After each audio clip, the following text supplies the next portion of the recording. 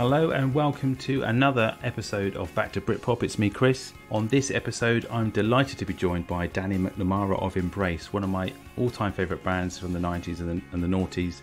Embrace I saw many times at festivals and live in Southampton. They have so many great anthemic tunes, which we talk about in the interview. Danny goes in detail on the songwriting process, playing live, the early days of the band, getting signed, recording, and really what they're up to now in terms of the secret list and getting music and exclusive content to their fans. It's a fantastic interview and a really good chat. Danny was brilliant. So I'll stop waffling and play the interview, and I'll be back afterwards to talk some more.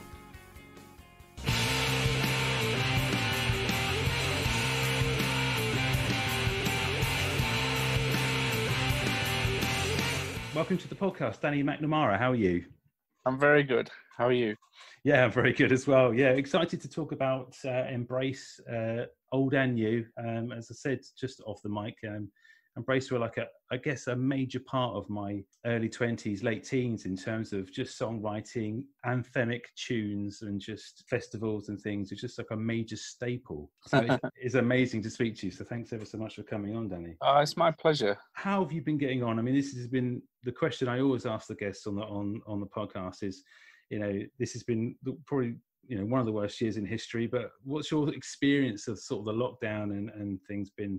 Well, I mean, obviously, like, I feel for the world, and, you know, it seems to be getting crazier and crazier by the month, you know, but from a personal point of view, me and my wife have just had a little girl, and so I would have been at home anyway, and sort of lockdown hasn't really affected me so much from that point of view, because probably 80-90% of what I do is at home anyway, writing.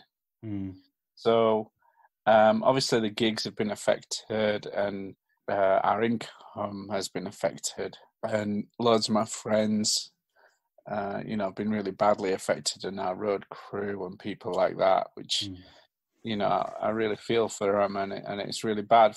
But from a personal sort of day-to-day point of view, for me, you know, it's probably affected me a lot less than a lot of other people.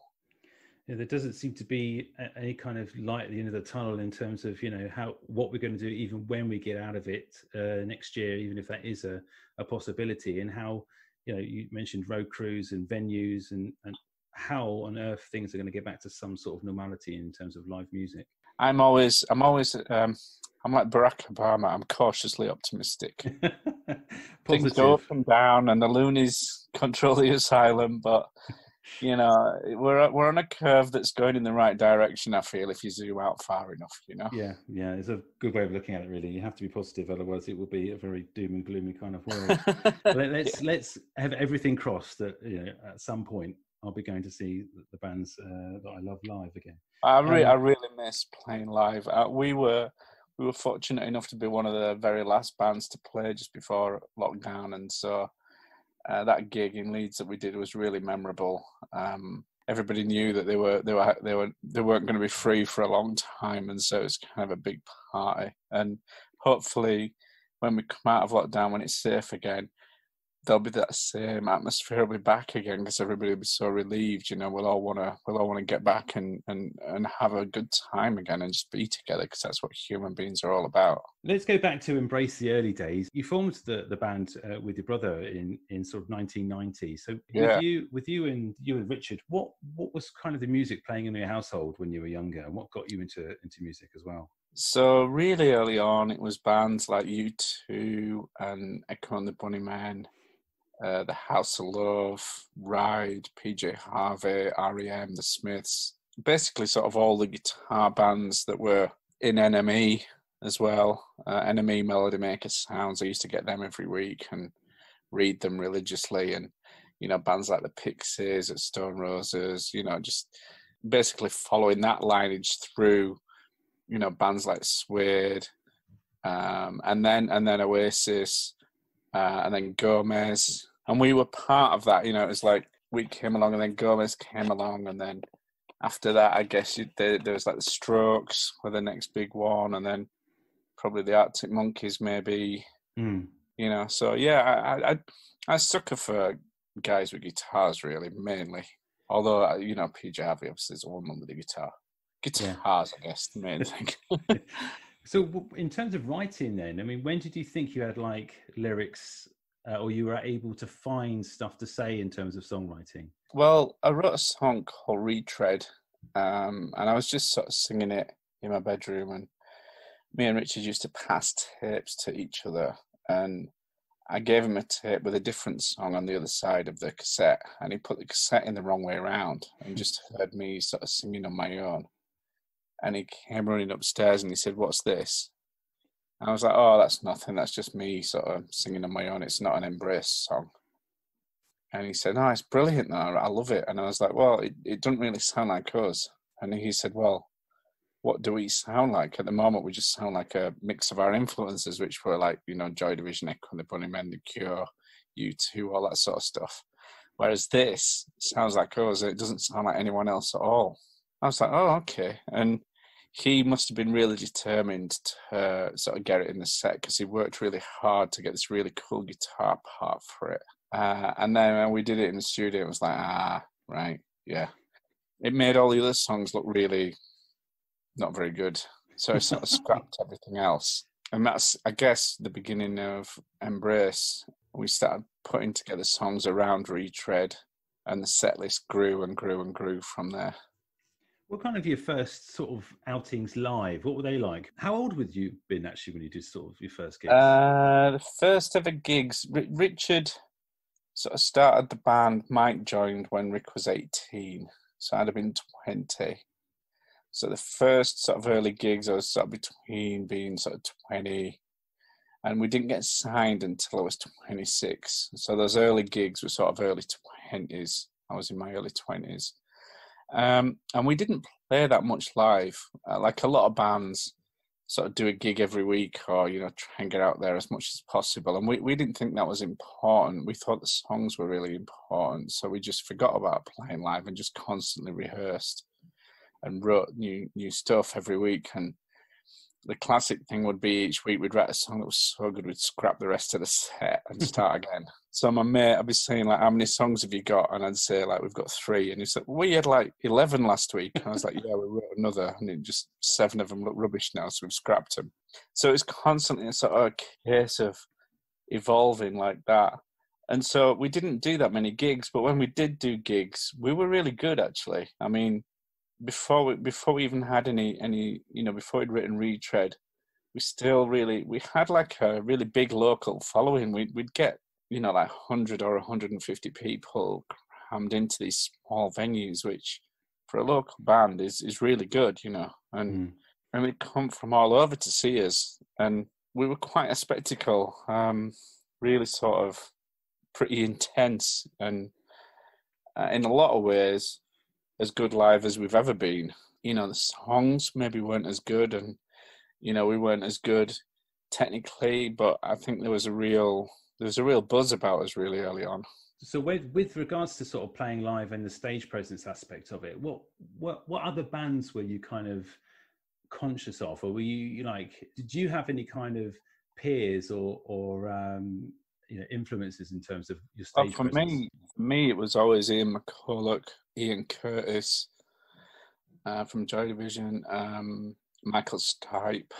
Yeah, and for Richard, it was like people like Terry Bickers from the House of Love, John Squire, obviously, Stone Roses. So I guess everybody in the band had different influences. I know Mike was a big sort of fan of John Bonham.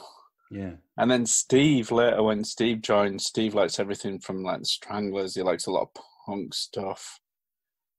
So all of us had different influences, and I guess that's what makes you an original band is, if you all like the same thing, you just end up sounding like that band. Was everybody kind of able to sort of pitch in terms of songwriting and bringing their own kind of spin on things? Originally, before I wrote Retread, we used to just jam as a band and sort of wrote songs together. But after I wrote Retread and sort of discovered how to write songs, then it was mainly me writing the songs, and then Richard helping me. And then Richard gave up his day job and he started writing songs. So it was like, right, okay, all the songs are written by me and Arik.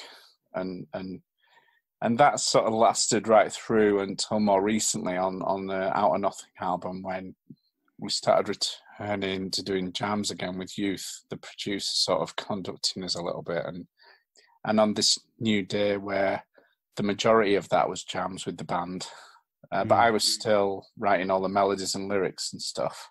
And Rick was quite often coming up with the riffs. It was just all done in the room, you know, all of us together. My girl is just a retread. I lost her when I hit the brake. In terms of like your songwriting then and lyrics, what were you drawing on in terms of the content of those songs?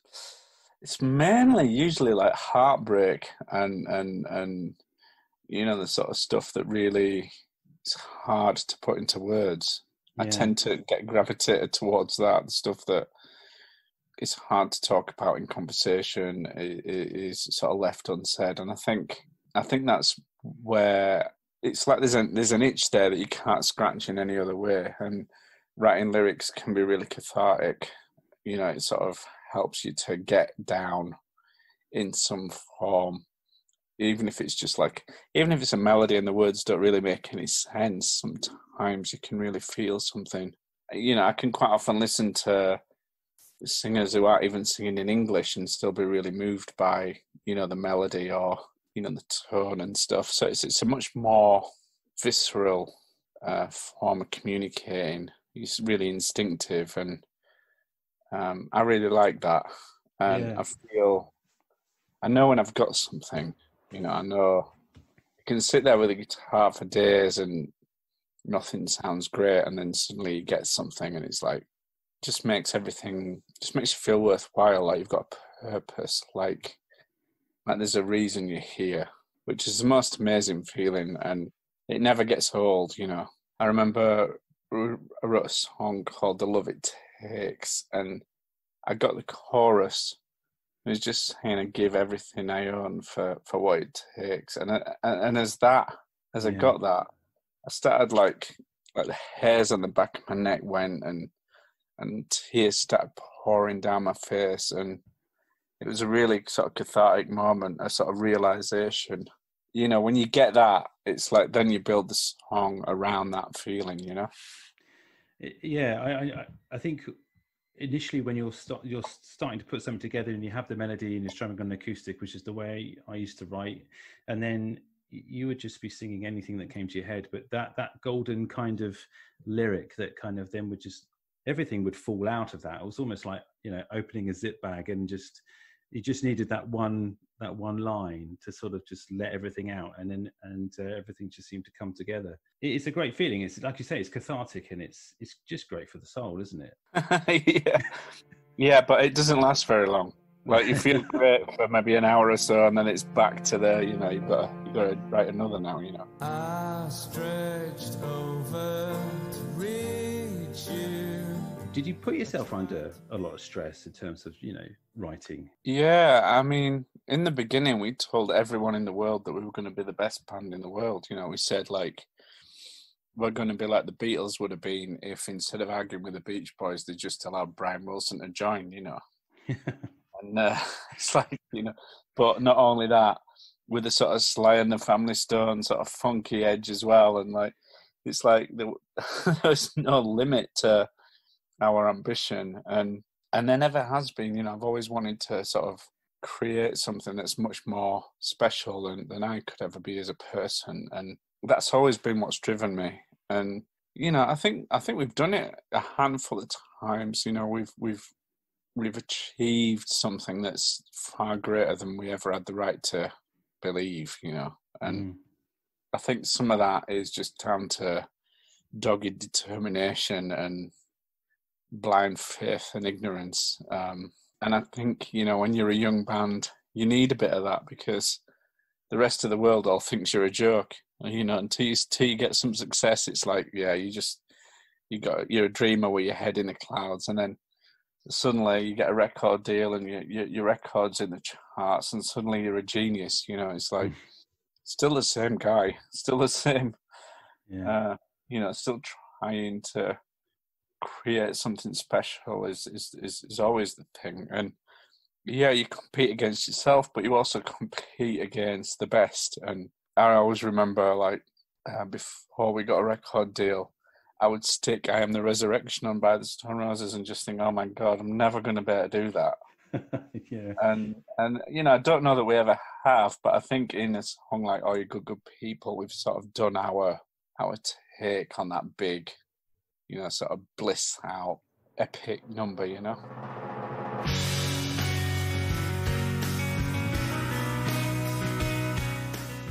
When did it all start to get interesting for you in terms of getting signed? I think it was like 1996, 95, 96. We started doing showcase gigs, and Hut Records came along to one of them. And I remember David Boyd was this short guy with long blonde hair, and he came running up to me, and just out of my peripheral vision, I just assumed he was a girl. And turned to face him, and he pretty much jumped on me and hugged me and said, "I've got to sign your band." I was like, "Oh yeah, great, let's do it." And then he said, "I own Hut Records," and it was like, well, at the time they had like Smashing Pumpkins and Placebo and The Verve and all these great bands, and I was like, "Wow, great!" Yeah. So we went down to meet them, and their place was like it was like Hut Records was like a little bedroom in the top of Virgin. It was like in the loft. And there's all like throws and soft furnishings and vinyl albums and candles everywhere. It was like a hippie commune or something. And I just thought, I love these. It's these. Let's do. And we cancelled all the rest of our meetings and just ended up going with Hooks. I just thought they were great. Did they give you like a good sort of freedom creatively to do what you wanted? And yeah, we just did whatever we wanted. Record company never said anything. You just, whatever you want. Just keep doing the good stuff. That was pretty much it. So, creativeness. Did you know really who you wanted to work with in terms of production, or did they sort of come to you with sort of ideas on that front? No, we'd done most of the first album we did with a local guy called Dave Creffield, who's really good, and we sort of had in our mind that wouldn't it be nice to work with, some big names like Butch Vig, or I think we looked at working with Andy Wallace and Steve Osborne and Johnny Dollar, and we worked with loads of different people on all the EPs that we were doing at the time. But every time we'd go back to working with David Creffield on the album, just because, I don't know, we felt like we had a better idea what we wanted than anyone else. Everybody else seemed to have a sort of preconceived idea of what they thought we should be, and we felt like we were inventing it, and so how would anybody know? If there was a mold for us to fit into, then what's the point of us existing? If it's already been made before, there's no point in doing it. So we didn't feel like there was a rule book or that there was a preconceived way of doing it. Yeah. And so, we met a lot of people and then ended up going back to the guy we did the demos with. And it wasn't really until the very end of recording the album, when we were just so burnt out, that eventually we got in touch with Youth. And he sort of came along on the last lap and really helped us run that last lap. And it was like handing over the baton to Usain Bolt or someone. He really took it and made the album everything that we wanted it to be at the end. Came in and we re-recorded All You Good Good People, and we recorded Come Back to What You Know, and then he helped us mix the album. And he was great. He really helped sort of us get what was in our heads to come out the speakers in a really good way. I guess then it was kind of sixth gear from then on. I mean, in terms of schedule, were you just playing and touring relentlessly? Yeah, it was really mad. Like we didn't really get any time off until the third album. So like even weekends, we'd be like working every day. If we weren't playing live, we'd be working on the next album. And it was pretty 24/7. It was really full on. But it's what we dreamt of doing. And before that, I'd been working on a building site or whatever the rest of us had been doing as day jobs, we didn't want to go back to that. And so it wasn't really work. It was like sort of the chance to do what all of us had always wanted to do. So it wasn't really like work. You say that you were writing or conscious about writing as much material for the second album. Was there a pressure to sort of deliver on that? And especially for you in terms of lyrics and songwriting, how are you physically able to do it with all the touring and sort of the schedules that you had? You just have to do it just every day. Like, don't give yourself a break. Yeah, I wore myself into the ground. I think probably if you look at it, since I started in Embrace when I was about 20, and I'm 49 now. So probably out of those 29 years, I've probably spent at least, taking into account sleep and stuff, I've probably wasted at least a decade banging my head against a wall, not getting it. So, I mean, I'd like to just distill all that time and just have the time, the sort of year or whatever I spent actually getting good stuff. Yeah. Keep that and then have those 10 years back. It would be great, But yeah, I just basically would just bang my head against a wall working until something came, In terms of like festivals as well, you kind of epitomized what a festival band should be in terms of just songs that your fans and the crowd could sing back to you. And what were those? What were those kind of early festivals like? I mean, I know you've been playing festivals throughout your career, but those kind of first outings on those stages, what were they like? They must have been amazing.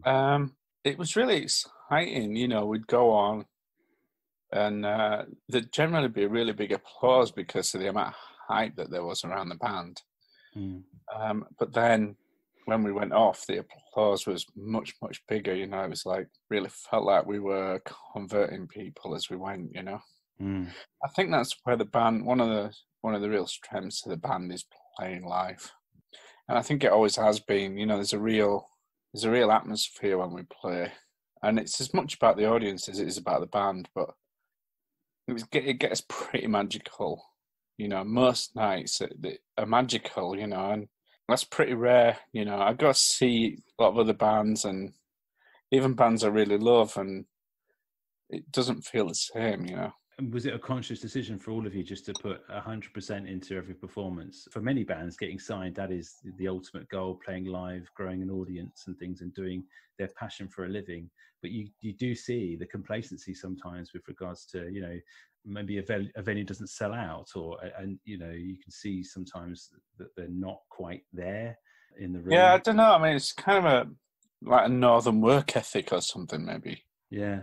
We've sort of, I think if we felt like we didn't give it everything, then we'd be letting each other down, Don't wanna let you down. I've been lucky I was lost. Now you were writing, recording and touring relentlessly. When was the decision to sort of try and do things, in a more of a homegrown approach, or in terms of your own label? You formed your own label, Magnetic North, didn't you? Yeah. I mean, we've always sort of had that spirit. I mean, even when we were signed to Hut Records, we had our own label, Mo Better. So we've always sort of wanted to maintain control of what we were doing. And more recently, record deals are sort of licensing deals rather than the sort of old-fashioned record deals. And that gives you more control again, because basically you make the record and then the record company, if you like, they license it out. And when we got dropped from Hut Records after the third album, we built our own studio.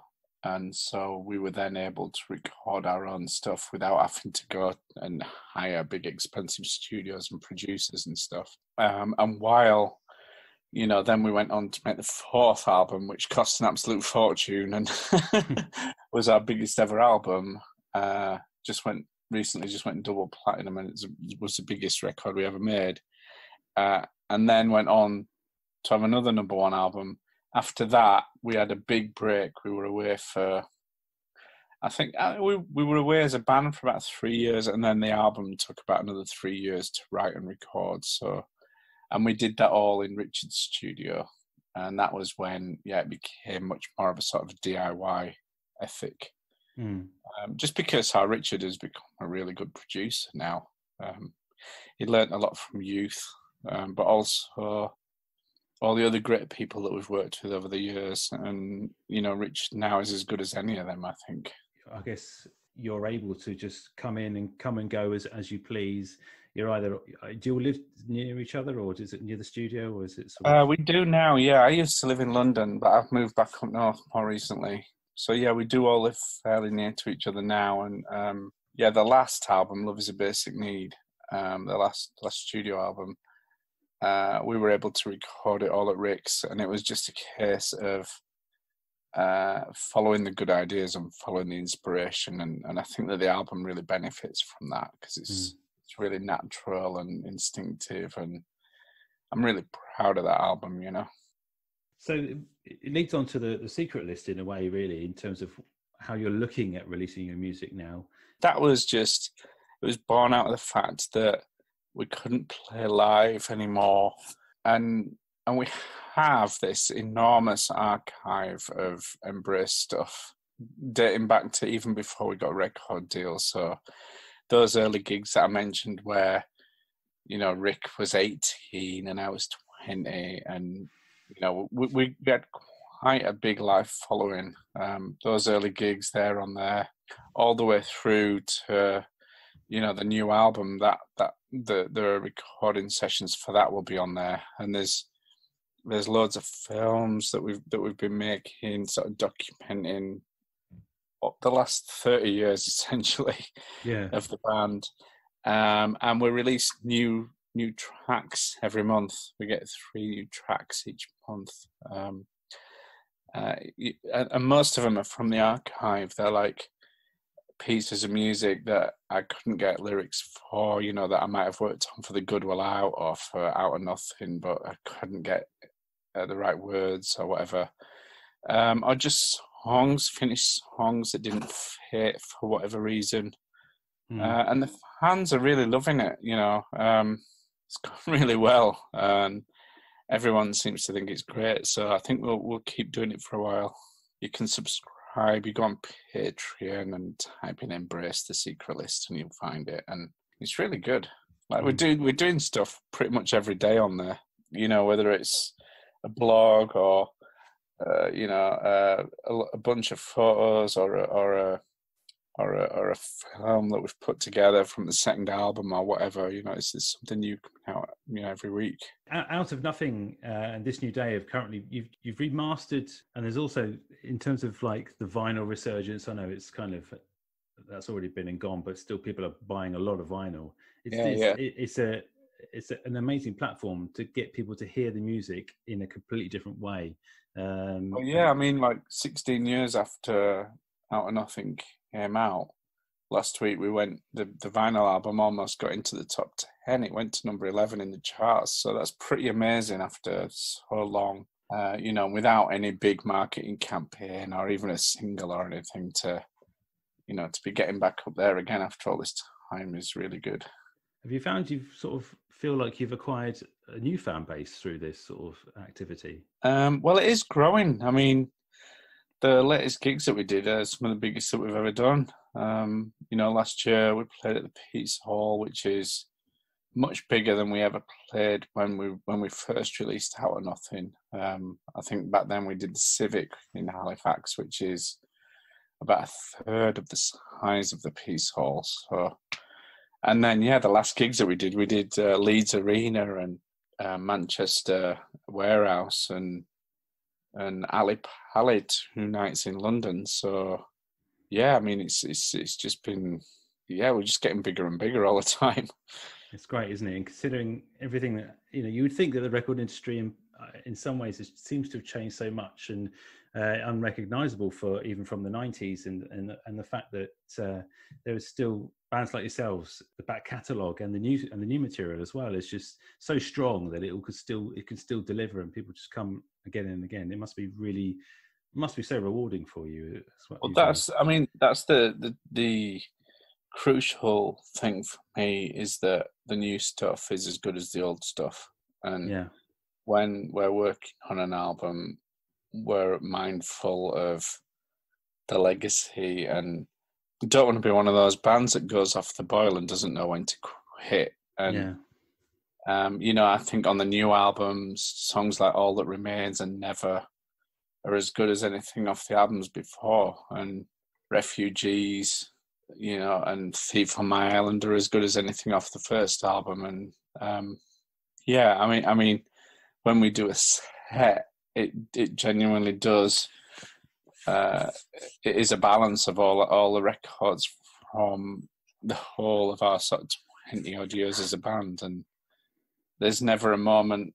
I don't think there's ever an album where all the fans go for a piss. It's like we have been pretty consistent, and I think hopefully the fans know that when we release album 8, that'll be as good again. And that's. It's hard work, but that's that's what I'm doing at home during lockdown, working on it. When might we see the new album? Well, me and Rick were going to get together last week, but unfortunately we were put in a lockdown. So hopefully in the next couple of weeks we'll be able to get together and go through all the ideas that we've got. I've got a big list for album 8, some great stuff on there. Richard and mainly Richard, but also Mick, Mike and Steve have been sending me ideas every month, every week. And, maybe for every dozen or so ideas they send me, I'll get a spark of something that I think, this could be really great. I'll get a really good melody or whatever.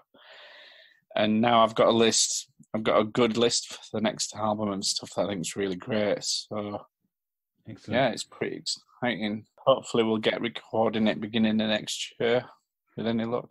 Do you and Richard have some sort of have you developed some sort of way of communicating with each other?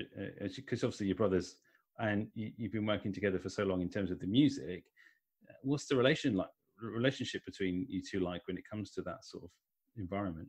Making music, we don't bullshit each other because we're brothers. We just, say how it is. There's no politics.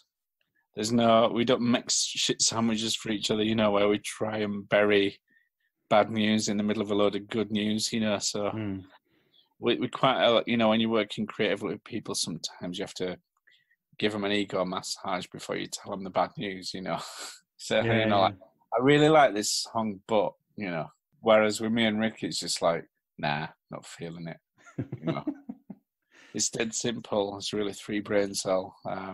And, sometimes Rick's wrong. Sometimes I'll have to argue my case and Rick will back down. And then sometimes I'm wrong and Rick will argue his case and I'll back down. But generally, if we're both sort of nodding and tapping our feet, it's a really good idea. Well, I really look forward to hearing the new stuff and hopefully getting to see you guys play live again soon when all this lockdown stuff ends. Thanks again for coming on, Danny. It's been an absolute pleasure speaking to you. My pleasure. My pleasure, Chris. And good luck with the podcast. Take everything real slow. I tried to lose you, but I got. I mean, so many Embrace tracks just make the hair stand up on the back of your neck. They're just amazing. Massive thank you to Danny for coming on and speaking to me on the podcast. I was a little bit starstruck, if I'm honest. I held it together, just about. It's amazing what some heavy editing can do to make you sound coherent. So again, this is the bit where I ramble. So if you're listening to the podcast and you're really enjoying it, I really appreciate that. That's fantastic. If you want to contribute financially, you can do. I mentioned on previous podcasts that I have a Ko-Fi page. That just lets you buy me a coffee. It's £3. The link to that is in the show notes. On social media, just search for Back to Britpop. If you're listening to the podcast on Apple Podcasts, that app, you can write a review, rate and subscribe, because that really helps as well. I say that every week. I know I'm like a broken record. So that's it for this episode. Hopefully there's more before Christmas. But in the meantime, see you later.